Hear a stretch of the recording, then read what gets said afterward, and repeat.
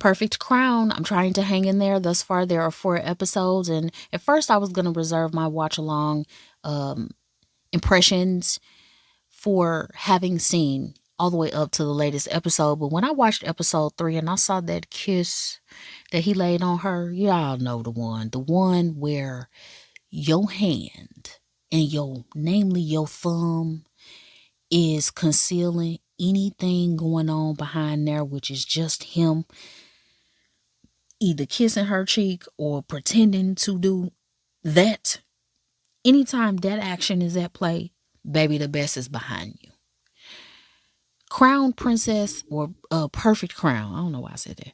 Perfect Crown, the 2026 drama out of Hanguk. I've seen it up to episode 3. That kiss, no. Mm-mm. This drama, no. Mm-mm. And something dawned on me when I walked into episode 3, and it would not let me go. And it is this: you can tell everything about what you about to get from a drama by the motherfucking OST, by the opening credit song. Baby, this song don't take itself seriously. Listen to the opening song again. When you hear that, there's this mood of this shit is not something you should care about. The song is too, I can't even describe it, but just listen to the song. Let me just say this: what you want out of Yui and the male lead, the song is too fucking light for that, right? I wanted him to absolutely, I gave my theory in my first impressions episode of why I think Yui is dialing this motherfucker in. In episode 3, I did see a glimmer of her acting prowess that I'm used to when she was sitting across from her dad.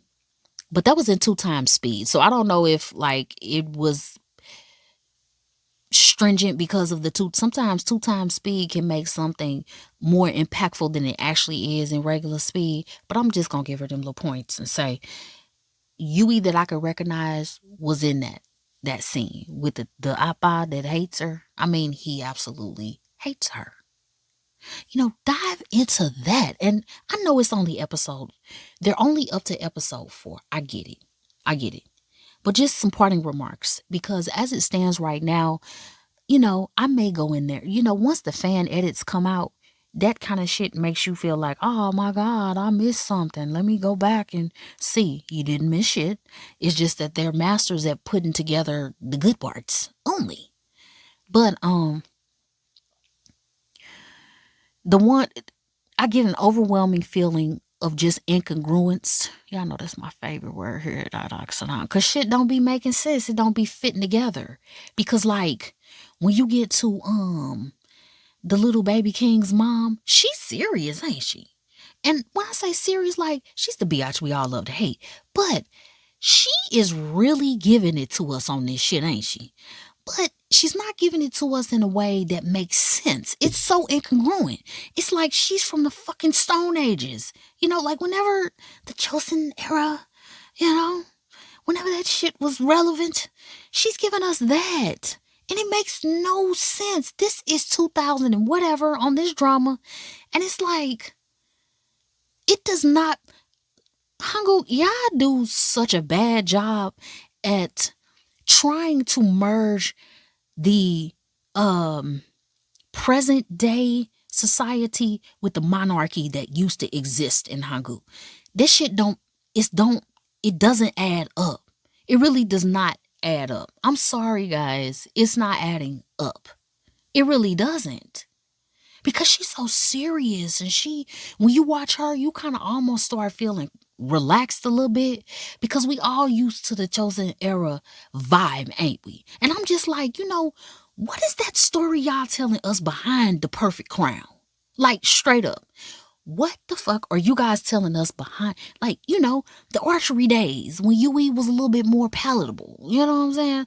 When male lead was just, Looked like he was secretly actually more in love. Now he's a little hot and cold. Now, I ain't gonna lie, I love a red flag. Love it. But this is the kind of red flag I like. The Emino type. Y'all know. Because look, for B, the reason why Emino is the master, and I'm convinced that only Emino can do what he does. That's why I be like, you know what, Emino, will you please come and just do what you been doing? Not been doing. What you're best at doing? Why? Because he the only one that can execute it. If you don't believe me, go back and watch fucking Boys Over Flower. Now, for some people, they don't like that. It's okay. Everybody likes Emino. So just watch it for that reason. Or go back and watch Faith. He is able to hate your ass and love you to death at the same time, and you're not offended. Now, as Junpyo, does he do some deplorable shit? But this is the thing. It's almost like it's like something about his unapologetic Junpyo-ness. You say, okay, yeah, I mean, you accept it. But then when he's in I'm in love with you mode, there is just something so goddamn real about that shit. Okay. The male lead in this, he's hot and cold. I can take a little, I can take your heat, but it's the coldness. Cause the baby king was in there with Yui. She had left, he had left her alone because he brought her over to the palace. By now, they've decided to marry. And he's brought her over to the palace. It's supposed to be some kind of scandal, cause, oh my God, we can't believe. And this is why it's incongruent. Cause like there are all those, those servants and shit that stand outside your door to make sure you having sex. Like I've read history, baby. And when you that high up in royalty, they got to make sure you in there busting that shit down to make sure that you be getting somebody pregnant or something, So they're at the door and they just are in awe. Cause like, oh my God, women and men don't get together. It's just like this. Even for Hanguk society, which is honorific, which is very, culturalistically rich, nobody is really bristling this hard because she in his room with him. Like, it is incongruent. It doesn't make sense. So anyway, the baby king, he's sitting there eating some motherfucking ramen. Okay, he eating it and it's spicy and shit. Like I told you, it's gonna be spicy. And he was like, I like it. And male lead comes in and he's like, who told you you can have this? And Yui pipes up behind him and she's like, I told him, if he can't if he can't sleep, put some food on your stomach and it'll knock you out. And he cuts her off and says, I wasn't talking to you. And baby, it was just the tone. I don't know. It was the tone. Because baby, AIRAKSARAMG will walk to Hanguk and find you and ask you why you talking to her like that. Except I don't know if I'm walking back to the motherfucking Sheila era or present day Hanguk. I don't know which one it is. So yeah, it's stuff like that, and sometimes he's a little colder than I need him to be. And for those that are like, girl, Junpyo is the definition of cold. No. Junpyo always runs hot. His love is always hot, and his anger is always hot. He's never cold though. Y'all, I'm telling you, I be on to something. My theories and shit be theorying. Okay. What else is it about this that's just incongruent? It's just that, when it's time for us to dive into the chosen era of this shit, it's much more, I don't want to say compelling, y'all, because I was about to lie. But can y'all just give us the story behind all this? Because we get that Yui's dad hates her and shit, but it's just incongruent, y'all. Yui is a character who bottles everything up. And I mean, we are intelligent. We know the way. We know the reason why she act like she act. Because don't nobody give a fuck about her. And she has to like swallow down all the pain and the hurt and shit in her life. And, finally this uncle, the Regency uncle, he's going to give her the love she's always wanted. But y'all, they doing it in the most detached. This some old detached ass love, y'all. I need y'all to attach this y'all gotta attach this to us, to me. And at first I was like, you know what? I am so glad this ain't being shot on Disney Plus, because Disney Plus knows how to fuck up a K-drama for me. But guess what? I Am I saying I wish this shit was on Disney Plus? Because I think they could give me more depth on Disney Plus. Now this is heresy what I'm saying, but I'm just saying. Yui girl. I said on an episode before. Which episode did I do, y'all, before this one? It was on Wuju Bakery. I feel like 2026 is an exposing year. Not like the kind of exposure that we had in 2025. It seemed like everybody went down, baby. If your ass was a predator, you went down. But in 2026, it feels like this is the year where these production companies are so hell-bent on selling us a product. Like, y'all actors and actresses are just products at this point. I guess Wookie Jitong Wook is over there at Disney Plus running shit. I guess I'm gonna have to run over there and find out what the fuck he's doing so I can actually get a story, and I hope he's okay. Just blink twice if you okay. But I feel like this is the year where I'm finally seeing, wow, a lot of these people cannot act unless they have the exact right ingredients in place. And perhaps that is common amongst actors and actresses. I mean, I ain't hating shit. Ain't nobody never signed me up for nothing, but I'm available. How good? I need to quit playing. But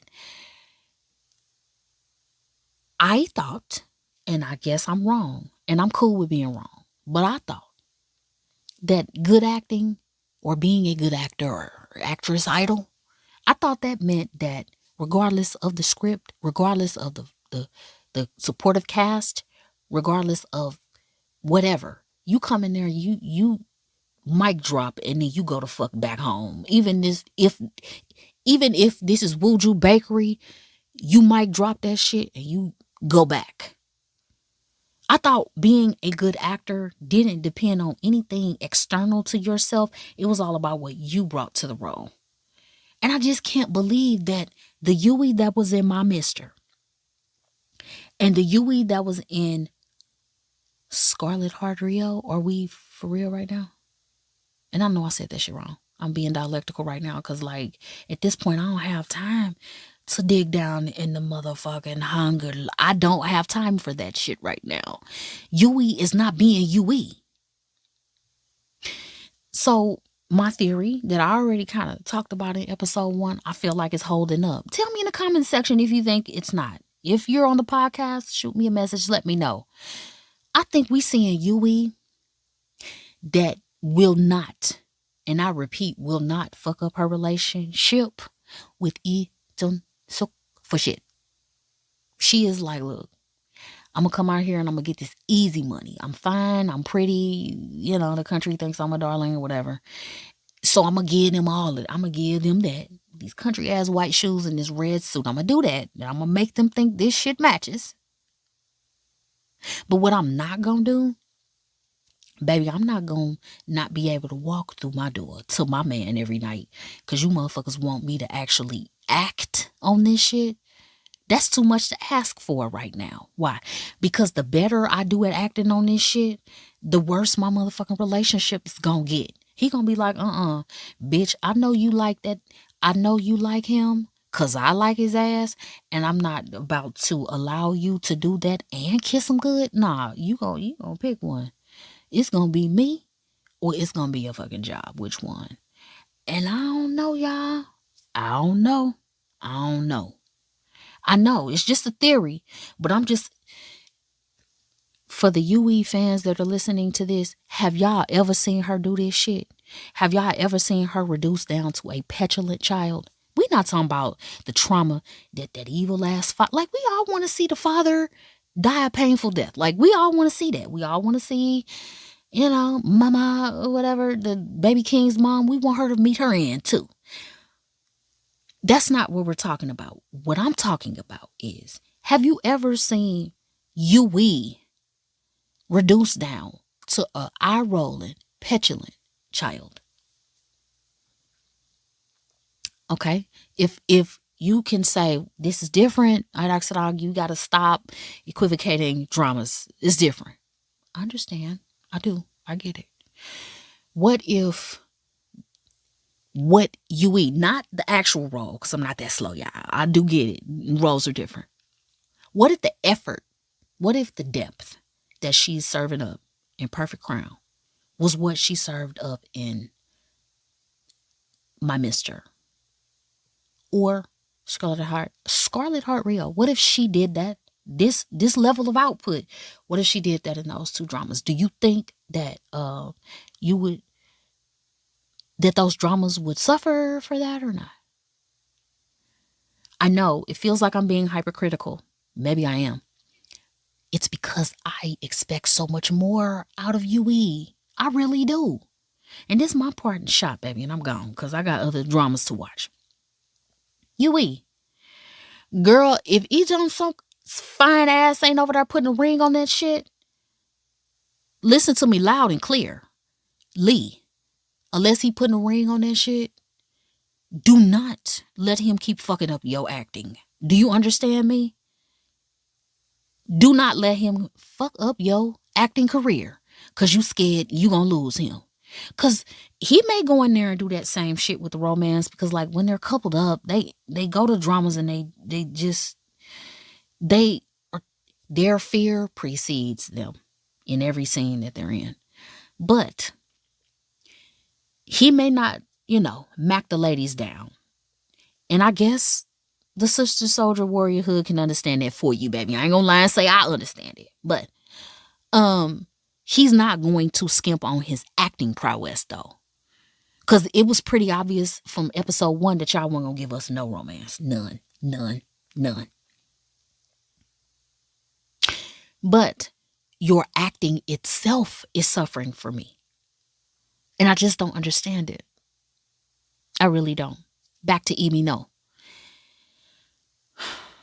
When you have a character that the male lead, he can't run cold. He has to run hot the whole time. That's why Emi No can hate your ass in episode 1 and convince you that he loves you in episode 5 because he runs hot the whole time. The color of his love is the same color of his hatred. I know it's weird, but he runs hot the whole time.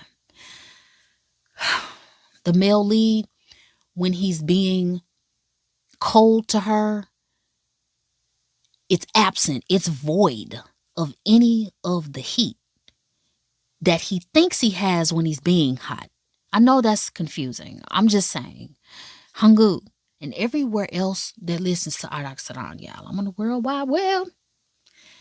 Baby, these pretty faces and shit, they don't cut it. They're not going to make us blind.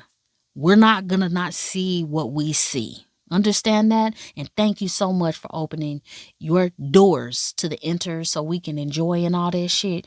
And if y'all want to get exclusive again and close them, baby, I can speak enough K-drama that I can watch your shit without subtitles. So don't be trying to punish me and shit.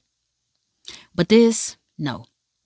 Watching Yui flip her hair back behind her shoulder and roll her eyes and give a little quip and smirk, baby, no. And you cannot convince me y'all are only marketing it to the 12-year-olds, baby, because they ain't got no money. They ain't got a cent. So who the hell is paying all these bills while we watching all these dramas? I'm just asking. Because Perfect Crown should be a drama that from week to week I should be thirstily waiting for. And not only am I not waiting for it, but it would take something extreme for me to watch this again.